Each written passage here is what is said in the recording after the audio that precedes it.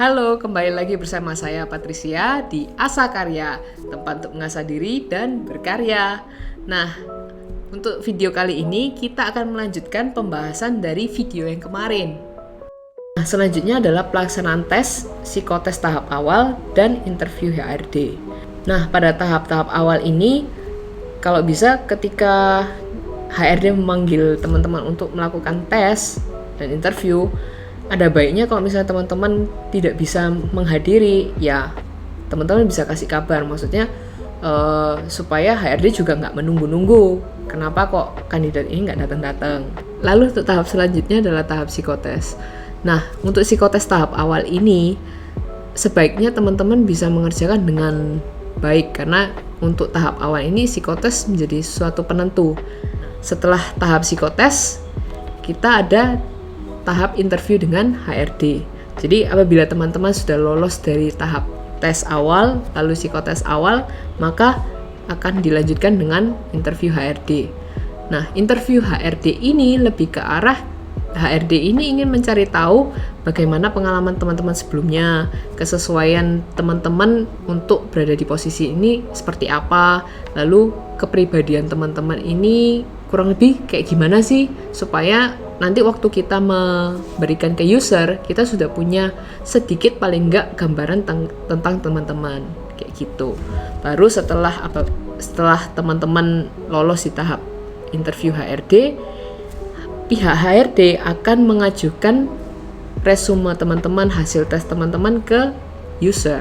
Nah, saat interview dengan user, biasanya untuk interview tahap ini, teman-teman akan digali lebih mendalam. Jadi, user akan melihat apakah teman-teman ini cocok gak untuk bekerja dalam timnya.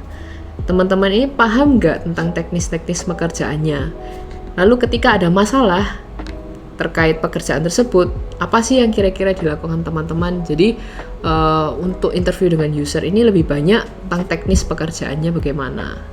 Lalu ketika user sudah oke dengan resume kalian, dengan latar belakang kerjaan kalian, dengan kemampuan kalian, maka di sini tinggal ditentukan kapan kalian mau masuk kerja. Nah, setelah masuk kerja, di situ akan ada kayak penandatanganan kontrak kerja, lalu teman-teman akan diinfo tentang peraturan-peraturan apa saja yang harus dilakukan dan tidak boleh dilakukan selama bekerja di perusahaan tersebut. Dan yang terakhir, akan ada psikotes lanjutan. Nah, psikotes lanjutan ini bukan untuk menentukan apakah teman-teman diterima atau enggak, karena kan posisinya teman-teman sudah diterima nih. Jadi untuk psikotes lanjutan ini akan lebih banyak untuk melihat bagaimana potensi lalu kemampuan teman-teman secara menyeluruh. Jadi bukan hanya di kulit luarnya lagi, tapi untuk mengetahui teman-teman secara mendalam. Nah, itu merupakan beberapa step atau tahap-tahapan dari rekrutmen dan seleksi. Maka dari itu, ya tidak menyalahkan bahwa kadang HRD suka lama untuk memberikan informasi ke teman-teman. Tapi bukan berarti kita nggak akan memberikan informasi, tidak. Tapi kita membutuhkan waktu yang ya anggapannya cukup panjang untuk melakukan satu tahap rekrutmen dan seleksi. Jadi di sini kita juga berharap teman-teman bisa memahami bagaimana menjadi seorang HRD. Nah, untuk sumber perekrutan sendiri ini ada dua, yaitu sumber internal dan sumber eksternal. Sumber internal ini bisa dari promosi. Jadi kalau misalnya perusahaan melihat posisi ini sedang kosong, sedangkan kita melihat kayaknya staff ini masih bisa diangkat untuk mengisi posisi tersebut. Nah, itu bisa kita lakukan promosi. Terus bisa juga transfer atau rotasi. Nah, transfer atau rotasi ini misalnya di divisi produksi sedang membutuhkan karyawan untuk bagian produksi, sedangkan untuk di posisi mungkin QC atau bagian gudang sedang kelebihan karyawan. Oleh karena itu, mungkin perusahaan bisa memindahkan salah satu orang ke divisi produksi. Itu untuk yang transfer atau rotasi.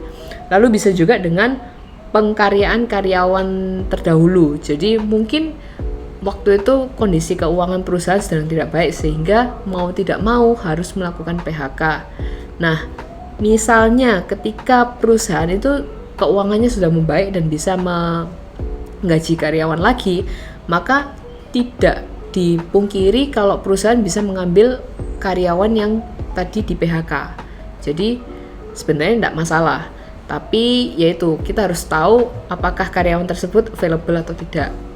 Lalu yang terakhir bisa dengan melakukan pengangkatan dari anak-anak magang, maksudnya karyawan magang atau karyawan kontrak. Itu yang dari sumber internal. Sedangkan untuk sumber eksternal itu bisa dari berbagai macam sumber, yaitu yang pertama bisa dari lembaga-lembaga pendidikan. Jadi biasanya perusahaan melakukan kerjasama dengan lembaga pendidikan supaya mahasiswa-mahasiswa yang biasanya mau lulus itu bisa bekerja di perusahaan tersebut. Jadi bukan berarti dengan adanya kerjasama itu mahasiswa-mahasiswa akan langsung bekerja, tidak, tapi tetap ada proses rekrutmen dan seleksi. Lalu yang kedua, bisa dari teman atau anggota keluarga dari karyawan. Nah, ini juga termasuk source dari eksternal karena kita nggak ngambil dari karyawannya langsung, tapi dari keluarga atau teman-teman dari karyawan yang bekerja di perusahaan kita. Lalu yang ketiga, bisa dari lamaran terdahulu. Nah, biasanya HRD-HRD ini akan menyimpan CV-CV lama yang paling tidak masih bisa digunakan untuk di masa mendatang. Tapi ya kembali lagi kita harus melihat apakah kandidat tersebut available atau tidak, seperti itu. Lalu selanjutnya bisa dari agen tenaga kerja dan outsourcing. Biasanya agen tenaga kerja ini ya tadi yang saya sebutkan platform tertentu. Sedangkan outsourcing ini kita meminta bantuan ke pihak luar untuk memperkerjakan orang dengan kontrak-kontrak tertentu, seperti itu. Lalu untuk yang terakhir, di sini aku mau kasih untuk tips buat orang-orang yang sedang mencari kerja. Jadi ada beberapa tips yang aku mau spill buat kalian, yaitu yang pertama, perhatikan lowongan dan kualifikasi dari perusahaan. Jadi ketika perusahaan sudah memberikan syarat-syarat tertentu, please teman-teman juga bisa lihat dengan seksama kira-kira syarat-syarat apa sih yang dibutuhkan oleh perusahaan. Misalnya, perusahaan butuh orang yang bisa mengoperasikan Photoshop, tapi teman-teman tidak bisa mengoperasikan Photoshop. Nah, kalau kejadiannya seperti itu, jangan salahkan para HRD ketika mereka tidak melihat CV kalian, karena ya HRD juga memiliki waktu yang terbatas untuk mensortir lamaran-lamaran yang masuk. Lalu perhatikan juga apakah lowongan tersebut sudah asli dari perusahaan tersebut atau tidak. Karena saat ini banyak lowongan yang beredar tapi bukan berasal dari perusahaan tersebut. Jadi banyak orang-orang atau pihak ketiga yang menggunakan kesempatan ini untuk mengambil keuntungan-keuntungan tertentu dari teman-teman.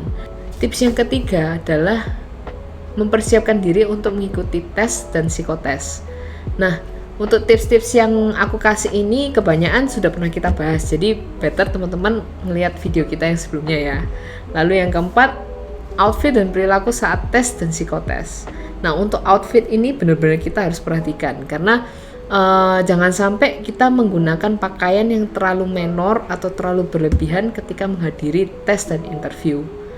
Lalu yang kedua, jangan juga sampai teman-teman misalnya menggunakan parfum yang terlalu berlebihan sehingga membuat tester atau HRD menjadi pusing. Terus bisa juga saat teman-teman berpakaian, teman-teman ini bisa menyesuaikan dengan tipe perusahaannya. Misalnya kalau perusahaan tersebut perusahaan startup yang dimana orang-orang di sana anak-anak muda, maka pakaian yang teman-teman pakai untuk menghadiri tes dan interview bisa juga lebih casual. Sedangkan kalau misalnya teman-teman menghadiri tes dan interview di perusahaan-perusahaan besar yang mengharuskan teman-teman berpakaian formal, maka teman-teman harus berpakaian formal. Jadi kita juga harus melihat kira-kira perusahaan ini tipe pakaian kerjanya seperti apa ya, seperti itu. Lalu saat interview dengan HRD, kalau bisa teman-teman jangan terlalu pasif atau terlalu berlebihan dalam merespon, karena dari pihak HRD aku merasa orang ini benernya niat nggak sih untuk bekerja di sini, atau orang ini kok annoying banget ya. Jadi kalau bisa ketika merespon yang standar-standar aja. Kalau memang mau, teman-teman bisa menunjukkan antusiasme aja, tapi jangan yang berlebihan. Lalu tips yang kelima dari saya, pada saat interview dengan HRD, kalau bisa jangan menanyakan masalah gaji terlebih dahulu. Jadi untuk masalah gaji ini memang hal yang sensitif. Jadi kalau bisa biarkan pihak HRD duluan yang mengutarakan masalah gaji.